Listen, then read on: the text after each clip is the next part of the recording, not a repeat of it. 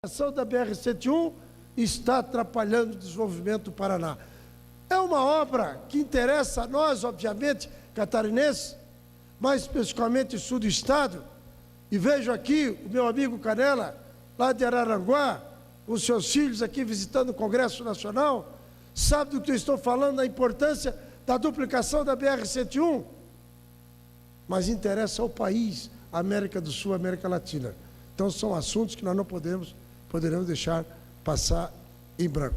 Era isso, senhor presidente.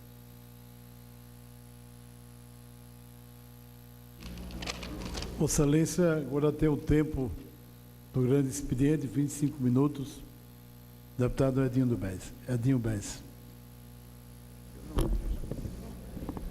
Senhor presidente, meus colegas parlamentares, falo nesta oportunidade para um pouco lamentar por que não fizemos a reforma política. E vejo aqui o meu amigo, meu colega, nosso professor, ele que foi presidente do Senado, do Congresso Nacional, e que temos o privilégio de conviver com o Mauro Benevides, que foi um dos que também lutou para que pudéssemos fazer a reforma política. Infelizmente, não conseguimos, e aqueles que puxaram o freio de mão, tentaram nos convencer que deveria ficar para 2011. Nós não acreditamos, mas como temos fé, e fé é acreditar em algo que a gente não conhece, estamos esperançosos que possamos iniciar a reforma política, entre outros assuntos que falarei nesta oportunidade. Mas ouço com satisfação o nosso professor Mauro Benevides.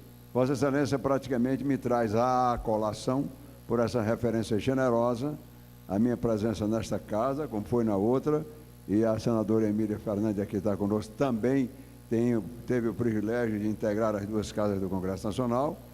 Eu comungo na preocupação de Vossa Excelência de não termos feito uma reforma política com amplitude e abrangência desejadas.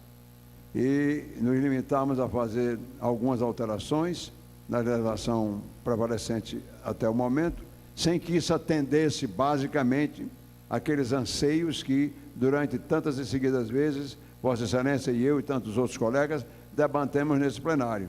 É bom que Vossa Excelência reenfatize a necessidade de nós legislarmos em torno da reforma política e ao fazê-lo, tenhamos a preocupação de fixar pontos fundamentais, básicos, essenciais, como seria o financiamento público de campanha, como grande norma para evitar a influência do poder econômico das eleições. Portanto, comungo do pensamento de Vossa Excelência, me solidarizo realmente com esse pronunciamento que Vossa Excelência agora inicia e também lastimo que não tenhamos promovido uma reforma que tivesse condições de exatamente conduzir o país para rumos de uma linha ética e inarredável em termos de procedimento eleitoral. Vossa Excelência tem sobrado as razões para fazer essa lamentação com a qual eu sou obrigado a comungar, porque nenhuma alteração agora prevalecerá nessa eleição. Mas quem sabe, se tivermos o arrojo de fazermos a reforma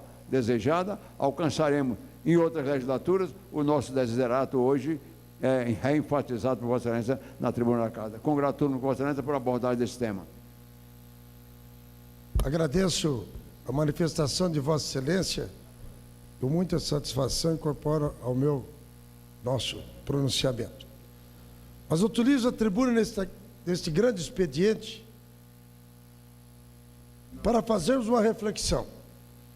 O Brasil será competitivo? Será mesmo o país do futuro que sonhamos para as gerações seguintes? Eu estava participando de um debate que tinha vários palestrantes, meu caro presidente, deputado Emílio Fernandes, Francisco Rossi, grande deputado de São Paulo aqui, que eu tive o privilégio de conhecê-lo e me permite chamá-lo de amigo, que a política propicia muitas coisas boas, entre elas conhecer e fazer amizade. E, em determinado momento, uma pergunta, a manifestação da plateia a um colega nosso, fiz expressou-se da seguinte maneira: o que estamos fazendo para as futuras gerações? E o nosso palestrante, inteligentemente, respondeu: o que nós estamos fazendo para as futuras gerações depende dos filhos e os netos que nós deixarmos para as futuras gerações. E eu pergunto: o Brasil será competitivo? Será mesmo o país do futuro que sonhamos para as gerações seguintes? Estamos preparando os nossos filhos, os nossos netos, que serão o futuro do Brasil e do mundo? Esse deputado crê e trabalha para que isso se concretize. E acreditamos que o Brasil é o país do futuro. Mas apesar disso, queremos que o país figure entre os países com bom nível de desenvolvimento, o que é bastante positivo. Ainda há muito a ser feito, mas também temos tempo para isso. O que não podemos é perder tempo. O Programa das Nações Unidas para o Desenvolvimento, PNUD, divulgou um relatório onde consta que o Brasil passou a integrar a lista dos 70 países que tem nível mínimo para ocupar o espaço que pertence a quem tem um alto desenvolvimento humano. O Brasil entrou para a lista devido ao momento econômico estável e a projetos sociais que aumentaram a renda do trabalhador.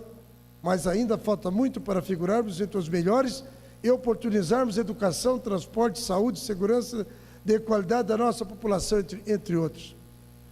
É claro que não podemos desconsiderar os avanços dos últimos 20 anos.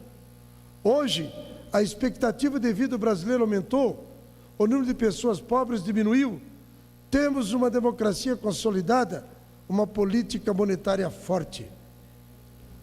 Não há dúvidas de que a economia brasileira avançou. Temos um sistema financeiro forte. Falo isso que fui o relator geral do Sistema Financeiro Nacional na era Fernando Henrique Cardoso, e conheci muito bem o nosso sistema, e visitamos inúmeros países e chegamos à conclusão que o Brasil tem um sistema financeiro eficiente.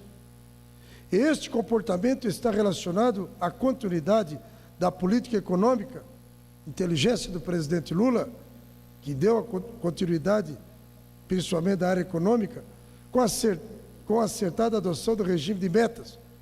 Ajudou ainda a conjuntura externa, melhore o crescimento dos chineses, que passaram a ser os grandes compradores de nossas commodities, além de outros países, é claro. Mas para que os bons ventos continuem soprando e para que nos destaquemos como uma nação sólida e desenvolvida, precisamos aparar algumas arestas.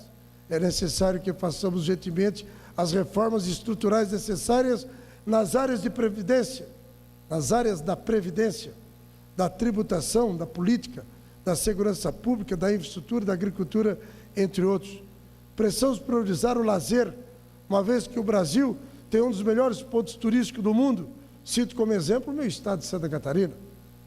Se do lado da política monetária atingirmos maturidade, não podemos dizer o mesmo da área fiscal. Tentamos aqui fazer a reforma tributária. Tivemos com o Antônio Palocci, nosso colega deputado, presidente, eu fui primeiro vice-presidente. Percorremos o país discutindo essa questão da reforma tributária. O nosso sistema atual é arcaico, ultrapassado, prejudica nossas empresas, nosso desenvolvimento.